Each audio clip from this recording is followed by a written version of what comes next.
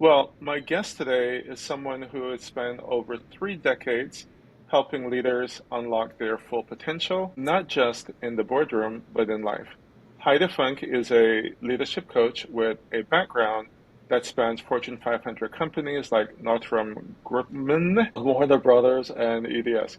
She's built coaching centers inside massive organizations, trained rising executives, and helped countless individuals break through limiting beliefs to align their vision, values, and energy. But what makes Heidi truly unique is her heart. Mm. She's a passionate about social impact and on of communities as she's about high performing leadership. Today we're driving into what is really it takes to grow, lead, and live with purpose in a fast changing world. Hello, please meet my guest, Heidi Funk. Oh, Heidi? yeah, thank you, Rohan. That was I appreciate that.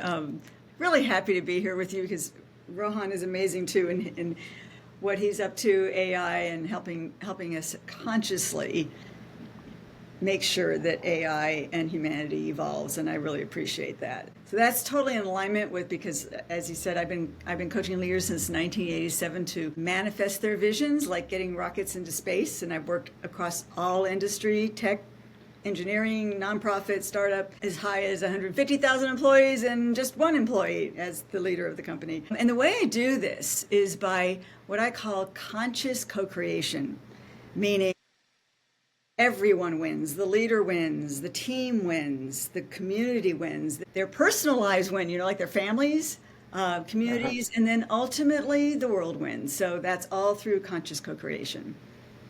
That's good. Awesome. Thank you. Well, given that you've been coaching since 1987, you've kind of put it out there. I was kind of like, well, do you want me to say 1987? But hey, I've been around that long too, right? So I totally get it, right? I own it. Yeah. I think it's good to own it. I've started owning that myself a lot lately, so it's cool. Well, that's But what first, I'm sorry, go ahead. no. Go ahead. I'll I say was it later. going to say, what first led you into this field, by the way, and how has your why evolved over the years? Oh, wow. That's a great question. Actually, what led me to it was my first job out of college. I had a leader. She had been the senior VP of the 1984 Olympics here in Los Angeles, and she hired me to do the HR side of things in a rapidly growing company. I started with only 25 stores and ended up with 75 stores. And she brought in an external company to do our leadership development. And I was in charge of leadership development for that big region. And that included they helped us launch coaching. So that's what got me into it. And of all the leadership development I've done over my career, starting back then, it was the thing that I saw made the most difference because it's like, imagine it's one on one training for each person and it's not cookie cutter, it's for that person. So that's how you tap into the person's true strengths and explode them and maximize them is to work with them one on one where they can really uncover the things that maybe they don't know about, their blind spots, and be the best leader they can possibly be. So that's how I got started because I saw it work. Okay, that's cool. So you have your own framework now, and so the question is, can you walk us through your signature framework for coaching? Especially, how do you uncover the unconscious beliefs Yeah. that holds people back? What do you do? What does that framework look like? Yeah. Well, it starts with okay, what I call homework. So, and I always, the reason I'm laughing is because I always say to clients, it's a yes, no, or counter offer. So during the session, we will talk about different things. And at the end, I will say, would you like to do this, or this? And they can say yes or no. And the no, though, means I'm going to do this instead. But let me back up a little bit because I'll get to where that uncovers the unconscious things. Where I always start though with the first client is I send them an exercise on imagining their future. And sometimes they are clear about it and sometimes they're not, like they have a clear vision. So a vision could be, I'm going to build rockets and get them into space. A vision could be, I want to be a really successful leader. It's different for every person. So we start with that and then we just keep working from there. I get really curious with them. Okay, what's working about it? What's not working about it? And many times, even what seems to be a clear vision changes in a couple months because of those things getting uncovered. And that's where I'll bring back the homework. When I say yes, no, or counter offer, it's very important for the person to own whatever it is they're learning or needing to be learned. And so let's say they say they're going to do it and we come back. And it's never like you're bad or wrong because you didn't do it. It's information. Okay, well, why didn't you do it? Was the wrong homework? Was there something in the way? And again, that to me is the power of coaching, is because it's one step at a time. That's why I believe in 1-year coaching, because that's how we keep digging deeper and deeper and deeper. I liked it because I see the gold in everybody.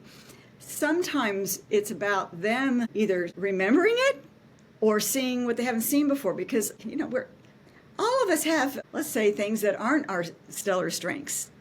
And they can be in the way, like gold, if you're mining gold and you've got the dirt, you've got to scrape away the dirt. So that's what one session at a time does. You're digging away to get to the true gold, to what your true strengths are. And because I keep focusing on strengths, even though I brought up the weaknesses, I don't really focus on those. We keep focusing on, well, okay, you didn't do it, but what's one of your strengths? Because that's the next layer I go to is, okay, let's uncover your strengths, the ones you know you have and the ones that maybe you don't know you have.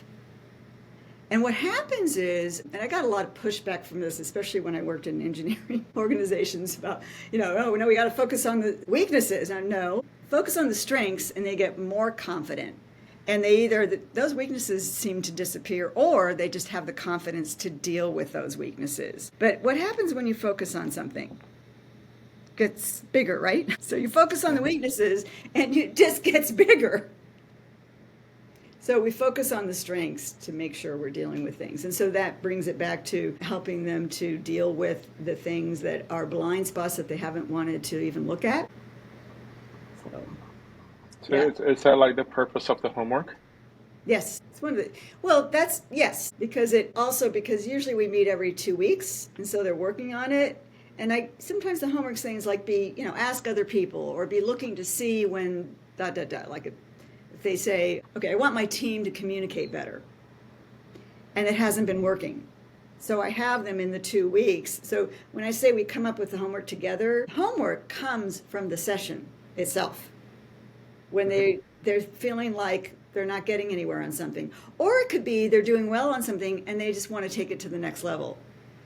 Because so I want to make this clear. I do not, even when I had the 6 leadership coaching centers, it was not for the problem people. It was for the leaders that had already been identified as high performers, and it was about taking them to their next level. So now that I have my own business, I work the same way. Like when I have, I make sure that the client really is somebody who wants to grow to their next level, not like something's wrong, just they want to maximize all of who they can be. Okay, so that's cool. So I mean, given that, you must see some, I would expect some different, transformation. What would be the most surprising transformation you've witnessed in a client? The kind of story that still, give you chills like, oh my God, I can't believe that, right? So give us a couple of stories here. Okay. Well, one was in an IT company, and he was actually one of the first ones that I started talking to about strengths, and he had a really hard time focusing on that. But the real because he got that, but the real transformation came when he was complaining about his team not performing, and they were actually having a hard time renewing their really big multi-million-dollar contract, and he kept basically, bottom line, blaming his team. So I took him through this exercise so that he could see his part in it. So he's, again, we're about halfway through the exercise, and all of a sudden the light bulb goes off, and he's like, oh my God, it's me. I'm not, what I'm telling them to do, I'm not really doing myself. Like clear communication, being real, giving them feedback.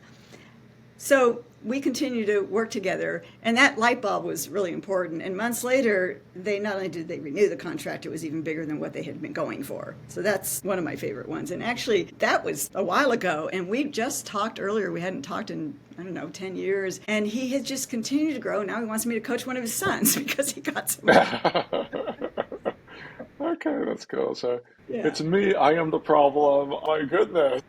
Oh, yeah, that is and then the real fun begins. That's. Do you see many of those kind of self-awareness that kind of evolve from your work?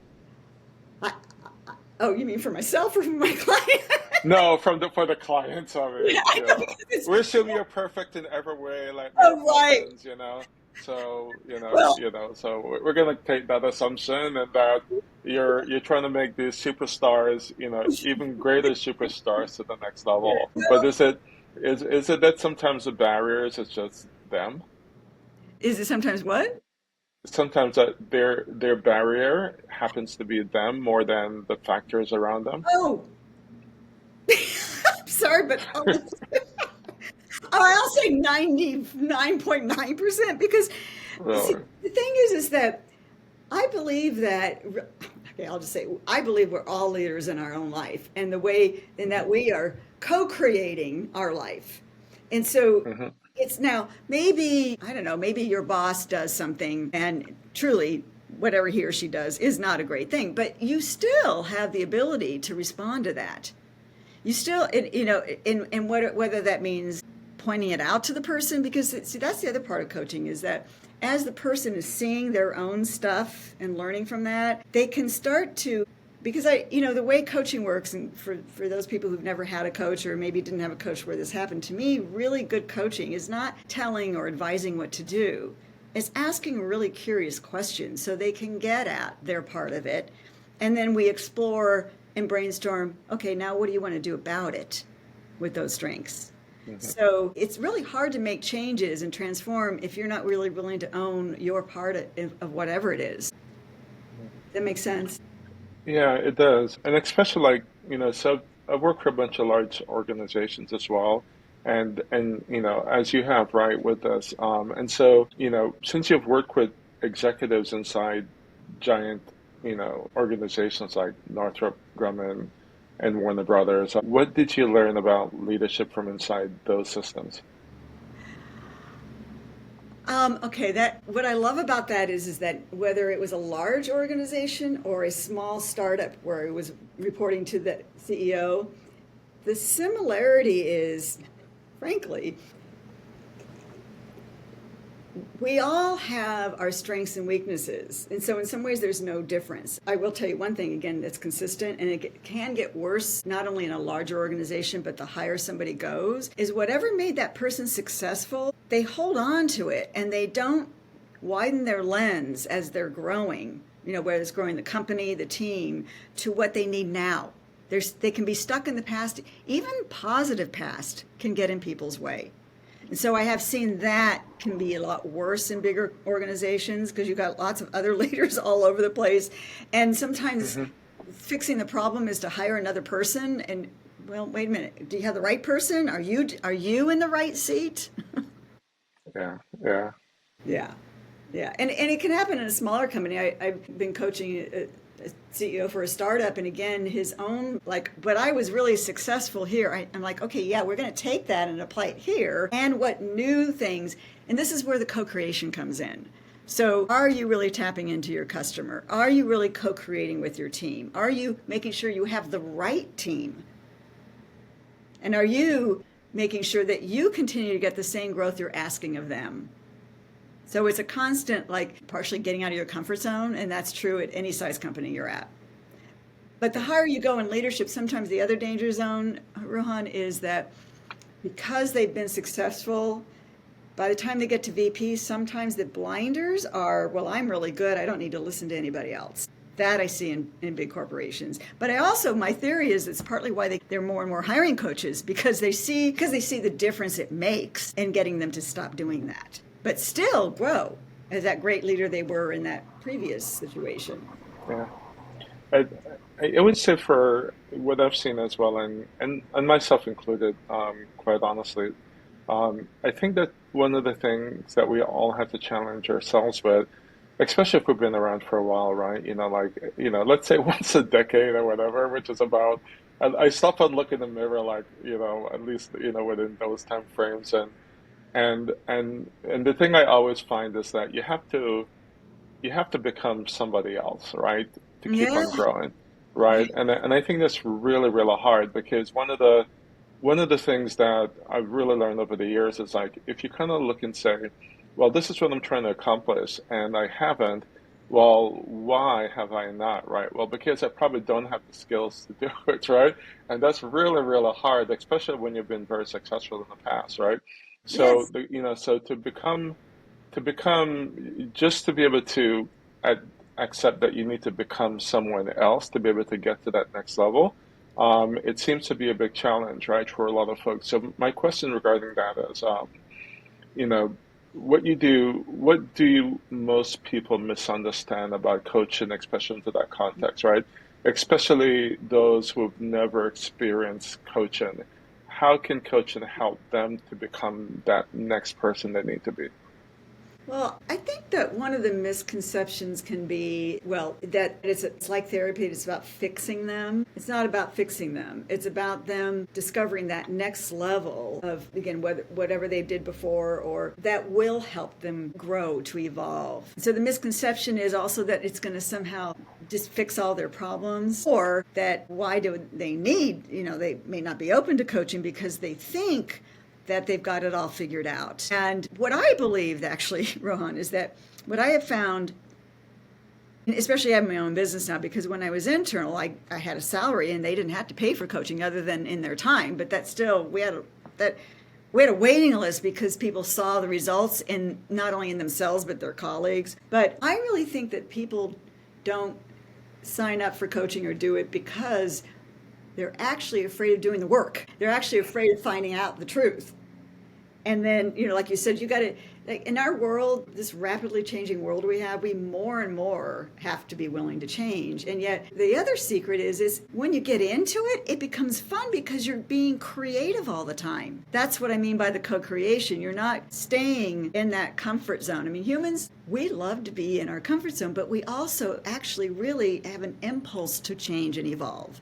So when coaching shows them that it's not the fixing or the deep, scary thing or a waste of my time, then they start to get, that's why I would have executives that would say, oh, 1 year? Okay, yeah, let's do another year. Let's do another year. Because, the first time it started happening, I thought, okay, we're done with the 1 year, because I had to sell them on the 1 year. They wanted to just get it done. Another misconception. Doesn't happen so much now. Okay, let's just get it done in 3 months. It's that, especially in Western culture, fix it now, fix it fast, rather than go deep and really open and really, really truly grow yourself and your business. So that's another misconception.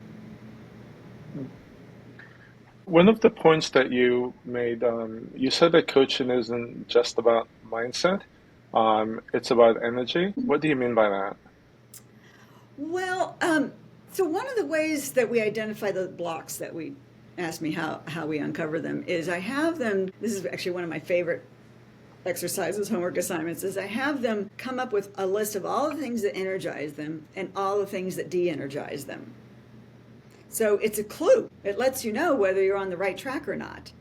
And even the things that de-energize, we still look at, because I have, again, depending on the person, I have tons of tools. I have one of my favorite tools is it's developing great communication with other people using techniques that have been based on the neuroscience of the brain, of how to get yourself and the person you're talking to out of the stress mode and into the mode where you can. And so that's energy. Even though it's physiological, your energy, your brain shuts down when you're in fear. And this particular tool helps to get yourself out of the fear and the other person. And it's in some ways simple stuff, but really powerful stuff that then suddenly we end the coaching session with energy, and then they're ready to go tackle that person.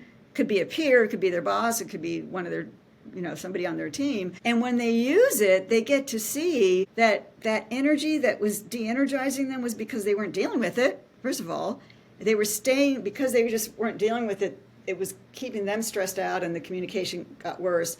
Then once they dealt with it, and I'm not saying it's easy, because it can still be difficult to deal with somebody you have conflict. Let's face it, we all have conflict, and yet conflict is one of the ways we get to creativity. So that when you get through the conflict, when they learn the skill of being able to do that, and I still don't I think schools are starting to teach to do that kind of communication younger, but in my day didn't have it. It was even an elective in college, and I having to major in organizational communication, which is where all this comes from. Anyway, so once they see that they can release it with these techniques that they learn, because again, that's why coaching is done over time, because you have to create that new habit, they've got so much more energy. So that's just one example, but we just keep going to the list. Okay, what else is de-energizing you? It could be, this is where the personal life comes in. It could be, are they spending time with their spouse? How are they eating? Are they getting exercise? Are they taking little mini breaks during the day so that they can expand their mind so they can come up with a creative solution? Cool. When you're responding now, you mentioned tool, and my brain, when you say tool, I have to bring in my favorite tool, which is AI. So I couldn't get through this interview without bringing up an AI question, because I think that's a challenge that everyone is looking at, especially leadership. So my question is, in today's AI powered world, how should leaders adapt? How can coaching evolve to keep up with this power called AI? What's your take on that piece? That's so great that you're bringing it up, because every time I tell somebody that I was having this interview, I said, and I'm having it with this AI expert. And part of why we started talking is because I'm trying to figure out, and because I have a very positive view of humanity, that we're going to keep evolving positively. We got a ways to go. And so the idea, which is why I connected with you in the first place, that we could actually combine AI with coaching, because coaching is that soft skill, whereas AI is, in my mind, kind of goes technology. But because I've worked with enough technology people, I know how creative you guys are and how important it is. And so to me, it is how we make sure that AI, I just have some friends that believe AI is going to kill off humanity. Well, no, I don't believe that, as long as humanity stays engaged. No, but that's what I'm saying, is that coaching is such a people skill. Combining AI and coaching, I think, can make both better. Mm-hmm. That's why I believe in conscious co-creation, Rohan. I mean, that's why I like your question, because it's by combining it consciously, rather than me. If I just sit around, I mean, I'll be honest, because of you, I just recently started using ChatGPT, and it's actually for a workshop I'm going to be delivering to Lightdow on using feminine that we all have, men and women both have, and so we put it into ChatGPT. Okay, what are the feminines? I'm like, okay, yes, it's onto something here. And then it said, do you want to know more how you can use these? And I'm like, okay, sure. Well, yes. See, it's like so many people are missing out on that obvious thing. It's like having like 50 assistants for free on your desktop 24 hours a day. It's just, yeah, anyway, don't get me started. Continue. But in a good way, because I'm consciously choosing to put positive questions in there. I think that's part of it. Yeah. Yeah. Well, of course, if you ask, how can you kill the human race? Well, what do you think it's going to say? That's why I'm not going. Well, so, yeah. But to your point, though, actually even saying that, so I want to make sure that all of us conscious people maybe I'll add that to some of my homework for clients. In fact, I was meeting with somebody the other day, and he's part of a huge consciousness opening group. And I was telling him actually about my interview, and he goes, oh, well, why don't we put your background in here and have it answer how to answer your question? And I said, no, I've got enough things to answer him, but I was still impressed that he thought of that, because here's this conscious person. I mean, he has nothing to do with my business. Anyway, but I think the more of us inputting in there these kinds of questions, I think that helps us to grow ourselves and humanity. I mean, and AI. Yeah, totally. I mean, one of the things, so, we connected through a group in LA called Lightdow, and it's really a group about conscious entrepreneurship. It's something I'm very passionate about. I'm very passionate about helping underserved communities. This podcast is going to be under the Ninja CEO brand, and that is my 501c nonprofit that's focused on helping underserved communities, right? And so, this goes a lot to it. The book that I just did called Tech for Good, which is not just AI, it's the top 10 emerging technologies. And a lot of that is going to fund, my what I call my side passion, which is the CEO for all these underserved communities, right? And, one of the ways that we're doing that is, when the purchases one of the book, we give a free book to someone within a community, whether it's a nonprofit or a school or individual. So you and I connect very well to be very conscious entrepreneurs. Um, that passion, you're passionate about our communities. How do you see coaching um, creating more access, equity, and opportunities for those who need it most? Well, okay, so part of what I do is I do donate some of my time to coaching leaders in that world. So I think just like in the profit world, if the leaders aren't being coached to be conscious, I mean, I'm sure there are leaders who are finding their own way to do it without coaching, but that I think is one of the ways to do it in nonprofits is to make sure that whether it's the founder or their team, all the above is getting some form of coaching. So that's how I see coaching helping nonprofits and Okay. my own, but others as well. Yeah. Because I mean, I think everyone can have a little dose, Oh, of that there are actually other people in this world that could use your help, yeah, So, yeah, yeah. and I think people don't realize the satisfaction, the personal satisfaction by just knowing that they're helping another human being on the planet get through the day. So th this is where I think coaching could really impact, especially the people that are in the nonprofit space as well, but they think they're in the for-profit space. I think that some awareness, could be something that would be Well, pretty and I helpful. think so. Again, it's not like I worked, but I did work for a nonprofit years Hmm. ago, and I worked for the executive director, and I was using my coaching then too. And one of the differences I saw, at least with that nonprofit, and it was both state and government, really well funded, and at the same time there was a lot of victim mentality in that culture. So Hmm.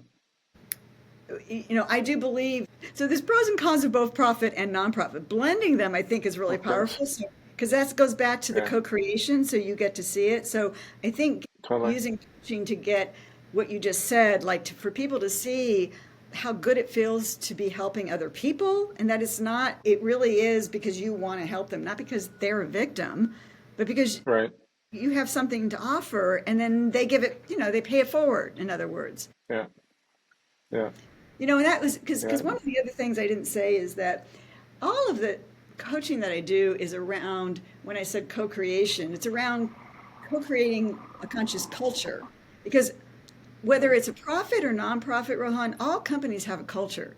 But there's a difference between a consciously created culture and because anytime you Yeah, get a group of people together, you have a culture. So if you just let it happen, what do you end up with? You end up with negativity or people who it's all about their ego. Where if you're consciously having a vision that's about serving the world, that's what the win-win-win I talk about means. You're yeah, serving the world ultimately. You've got to include nonprofits in that.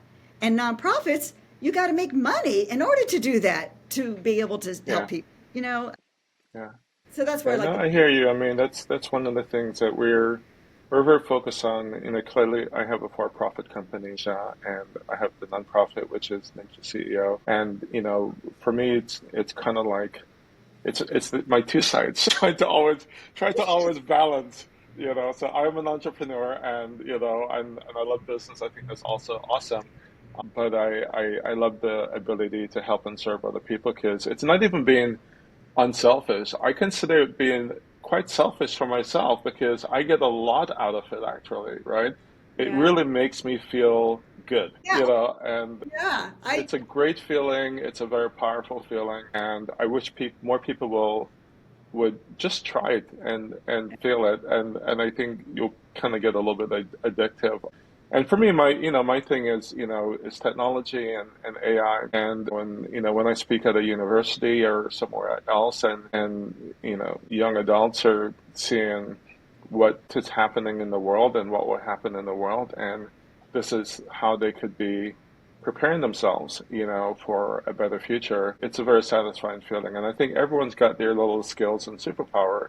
And if they could figure out, how to use that to even in a small way, help someone through the day, I think that's a feeling that they'll probably not be able to get really anywhere else quite as easy. So that's my little preacher sermon. Okay, That's more great. questions for you.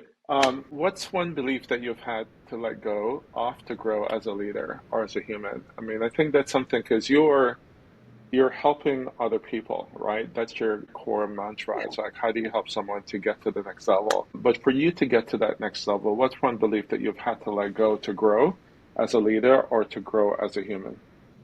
Well, I'm gonna use it. It's actually the same answer for both. What I've had to let go of, which I'm 90% there, is perfection. Because I have idealism of believing that it's possible to co-create heaven on earth, and then there's the perfect way to do it. So, because there's that bigger vision, and then for me, the day to day is not trying to have it all be perfect today, but just trusting that each step is what gets to that vision. So I've had to let go of perfection.